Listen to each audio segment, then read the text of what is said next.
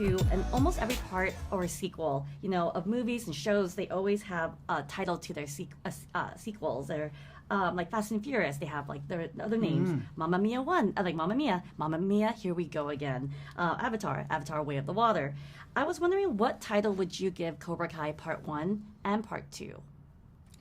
Cobra Kai Part 1, Peace in the Valley. Cobra Kai Part 2, Bad News Bears go to Sekai Taikai Drama.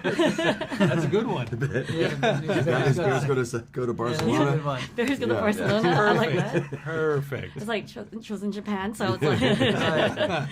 But yeah, but also like, I need to know for Ralph and for all of you, because you've worked with Pat Morita like throughout your career, and how emotional was it for you kind of dealing with reconnecting with Mr. Miyagi's legacy and his storyline, because it's it was always the story of like Johnny and all of them like growing as like your dojo and you're connecting yourself, but now we're bringing in Mr. Miyagi and his legacy and his history. And as someone who worked with him many years ago, how was it for you guys kind of dealing with that emotionally and connecting with that? Well, that character's always been laced throughout the series. It was important to all of us that not be abandoned, because that's so ingrained in the themes and the source material, the original film. In this case, it raises questions about his past and things that are unknown. So that opens up the door to conflict and inner soul searching and all this stuff. So I think it's just an added level of conflict, drama, narrative, and and comes in full circle in part 2, and then certainly upcoming in part 3, where it informs in a way that is next level for certainly for Daniel LaRusso, and then subsequently for the other characters as well. It's wonderful to mine that, and the writers get a lot of credit for making it happen. Yeah. For it is the 40th anniversary this year for the Karate Kid, and all three of you have been part of the legacy of like the films. How was it from going for the three of you, from going from the three heartthrobs of the Karate Kid films to the daddies of the Cobra Kai series? Go ahead, boys. I took the other one. Oh yeah, you took the easy one. Well, you mean we're not heartthrobs anymore? Daddies is a good one. Daddies now, is okay. generation. Daddies This okay. generation. This generation. Yeah. It's great. Today's daddies are yesterday's heartthrobs. That's right. It's good to pass the torch to the next generation of heartthrobs. Although it's nice that they're pulling out some old Teen Beat pictures for me and putting them in the show. It's great. I mean, it's great to play, to have life experience and to, bring wisdom and character to, depth to your acting that you can only get with time. I mean, you can be a great young actor, but really time, adds so much. So I'm happy with who we are tonight. Yes. Yeah, it's all about life experience, right? That's right. You can't buy that. You just have to live it. And for me, going from, I was never a heartthrob like these gentlemen. I was just. Excuse me, sir. Well done. But my dad did go to the store and pick up a Tiger Beat and Teen Beat. So imagine a 40-year-old or 60-year-old man, Japanese man, going to the check stand with these Tiger Beat teeth. But it was, it's been a whole growth, I think, for my character, and what a wonderful ride it's been, and grateful to be part of this whole thing. And well, I did ask the cast, the kids, young cast, that who is the daddiest of the daddies of the daddies, and they said all three of you are amazing daddies, but they did say you, Shozen and Yuji, that you're the daddiest of the daddies. Really? Yeah. Wow. I just want to let you know that, just so you know, like Shozen. Anyway, but also Plus the baby name. You got a lot of. Just saying. The daddy's and the most popular baby name. Well, I did hang out with the kids. Yeah. Yeah. They're all like, oh, hey, daddy. I'm like, they always. But another thing I would love to know too, because of heartthrobs to daddies, but also your characters too. how have you changed as throughout the years of Karate Kid, 40 years, to now in the series? How have you changed as an actor and as a person? As an actor, I guess I would say by working with the young cast so much, sort of drawing inspiration from them. There are times during the seasons that the scenes with, say, Samantha, that I had with Samantha, sort of grounded this whole show for me. You know, seeing the you know, Sholo and Tanner and Jacob and Peyton this year with a wonderful story arc for the Tori character. I'm, you know, supremely inspired by their work and dedication, and that's probably has resonated the most with me as an actor. As a person, you know, it's good to be working. It's good to be spreading some joy in the world. It's a privilege. Mm-hmm. Yeah. We're all dads. So we love our kids and cherish our kids, and I think that the love we have, we've almost adopted these actors and love them in a very similar way. We're proud of them. We're excited for them. We really are. We're genuinely we're proud of them. You know. Yeah. Definitely. I think I'm tearing up that they picked me. We're gonna have a talking to them, aren't we, Ralph? Perfect. Thank you guys so Rascals. much. Oh man, it's great to see you guys again. I'm so excited to talk to you now about part 2. You know, part 1, it was like intense. We know what all this stuff has happened, and you know, but almost like, again, I asked you last time, how would you describe a title for part 1? What would you name part 2? Uh-oh. The best of the best. Best of the best. It all ends here? Yeah. Question mark? And then part 3, maybe. Yeah. The end gone wrong? Must watch? Gone sexual? I know, part 2 to be continued into part 3. Mm-hmm. No, So but true. you know, it's been 6 years on the set for you guys.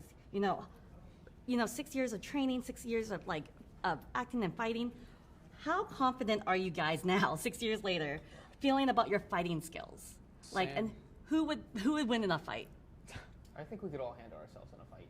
Oh, We're not looking for a fight. No, of course. Not looking for a fight, but I think if it approached us and we needed to help out a friend or help out a good Samaritan, I think we could all handle ourselves pretty well. We go full sound Transformer like style. Batman. And just Yeah, go we for need it. to attack a good What do you Samaritan. A citizen's We're not attacking. Someone were to cut in front of me at the line. I know, it's like danger, and then you got your punch. Yeah. But no, like, you know, again, like 6 seasons.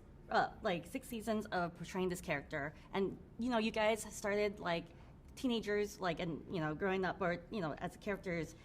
But for you guys, how have you evolved as an actor, as in your growth throughout the 6 seasons? We've changed. I mean, we've literally grown. It's Yeah. been like 7 years, Oh, you right? got taller, no? Yeah, I got taller. I stayed the same. Yeah, no, but you've grown.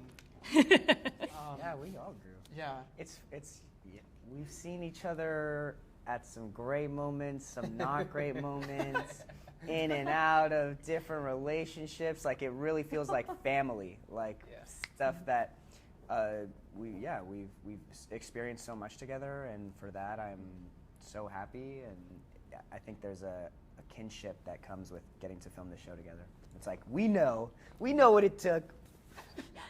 And for you guys, like, did you feel like, oh man, like, just as, you know, you've been in the industry for years and like, and working, and do you feel like the series, how's it evolved for you?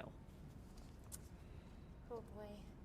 I mean, the series itself is definitely like taught me a lot. The people that working with have taught me a lot. But I think in all of it, just finally getting to settle into a character and like plant the seed and have it grow all these years and get to feed and water and encourage this character throughout all of these years has definitely taught me a level of comfort and confidence in not just my ability, but my where I could possibly take it feels different now. I feel like a much more open world ahead of me, which I'm really grateful to the show for. Yeah, definitely. Well, I'm really happy to see you guys to do this too, because well, this season, we have the original three from Karate Kid movies. We have Ralph and Billy and Yuji. Like, and this season, like Johnny becomes a dad again. Like he and I was wondering for daddies, who is the ultimate daddy of the three for you guys? Of Silver. just those three, we actually Is someone else? Terry Or Silver. in here too? Terry Is there a Silver daddy got here? started getting called Daddy Silver's Silver. like a sugar daddy. Oh, Daddy Silver. Daddy Silver. Okay. It's gotta be chosen. But it, Yeah, No, no, Chosen. He's Chosen a fun is so. uncle. No. No, No. He's the Excuse other me. uncle. Maybe to you. You've never seen Chosen. No. Have you seen? You gotta look at Yuji. We've talked about it. Look at Yuji's triceps. Is it Chosen and Yuji then? Huh? Chosen and Yuji is Yes. big daddy energy. I love it. So thank you guys so much. It was great talking to you, and can't wait to see part 3 as well. So thank you guys. Oh man, the first part was amazing, and I'm so excited to everyone to see part 2. And almost every part or sequel, of movies and shows, the title, there's always titles. Part 1, blah, like part 2, blah, like Fast and Furious, Mamma Mia 1, Mamma Mia 2. Here we go again. Avatar, Way of the Water. So what title for Cobra Kai would you put for part 1 and part 2? I mean, part 1 is, back in training. We'll take an old police academy. We'll just steal that from there. Part 2 is Citizens on Patrol. Part 2 is the Saikai Taikai. Because we finally get to this world tournament that we've been building up to all this time.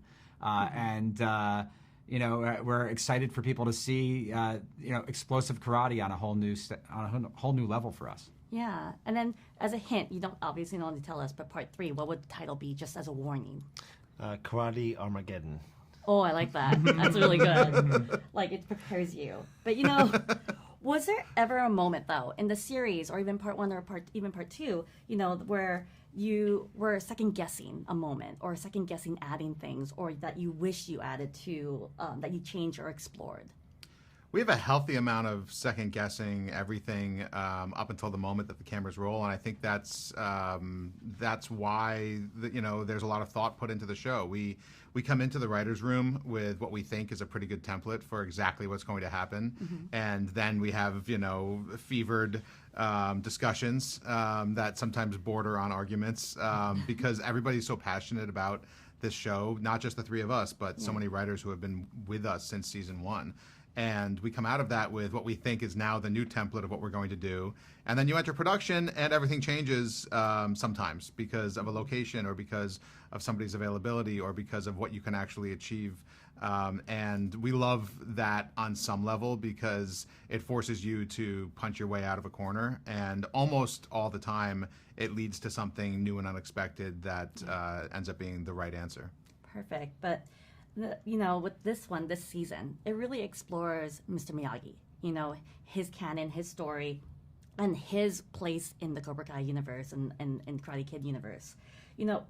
For him, was there any pressure to add, new canon to the Sekai, like his storyline with that, and to pressure to kind of include a young, like Miyagi, or kind of have a history, like a flashback of him or a history of him? There was no pressure on that, but it was something that felt new and fresh to us. Mr. Miyagi is as important a character on our show as anybody. I mean, in the Karate Kid, he's the heart and soul of the movie and of this franchise in a lot of ways. So to explore him in a deeper way this season has been a gift. And, we've had such a great relationship with Robert Mark Kamen, who created that character off of his own experience with his senseis, that it was a lot of fun discussions with him about broadening Mr. Miyagi's legacy. I mean, you learn a good amount about Mr. Miyagi from the movies, but there are lots of blank spaces, not just for the fans, but also for Daniel LaRusso. Yeah. And, he has opinions about tournament fighting. He seems very much against it in the original movies. And perhaps, learning that he had an experience at the Saikai Taikai contributed to some of his perspective on what a tournament experience can become. Yeah. Well, obviously, you guys have created this since season 1, and it's evolved to now 6 seasons. I was wondering for you guys, was the idea that you initially had for season 1, is it reflective of what happened to season 6, or did a lot change because of just like ideas pop up, or what was the original idea that you had for these 6 seasons that maybe has changed? Well, the big thing that's changed is each season you kind of create, you add some new characters and create some new wrinkles that have ripple effects that now by the final season, you're paying off those things that you could never have predicted in season 1. The big thing that's the same from season 1 is the main characters and where we wanted to land them. That was something that from the beginning we're like, okay, this is what the journey is for Johnny and for Daniel and for Miguel and Sam. Those are things that we've talked about for a long time. That being said, we reserve the right to change our minds and have writers in our writers' room come up with better ideas over the years. So, but I would say this. When we started season 6, we had the excitement of saying we're finally at this point where we can have these scenes that we've been talking about for a long period of time, but still a lot to figure out along the way. Well, another thing is that rapid. Okay, well, no, thank you guys so much. I can't wait for everyone to see this, and can't wait for part 3. So thank you guys. Professional artists and professors, maybe a nerd who's just like you, talking about the things that you like too. So I invite you to the NOC. In full color, you see me.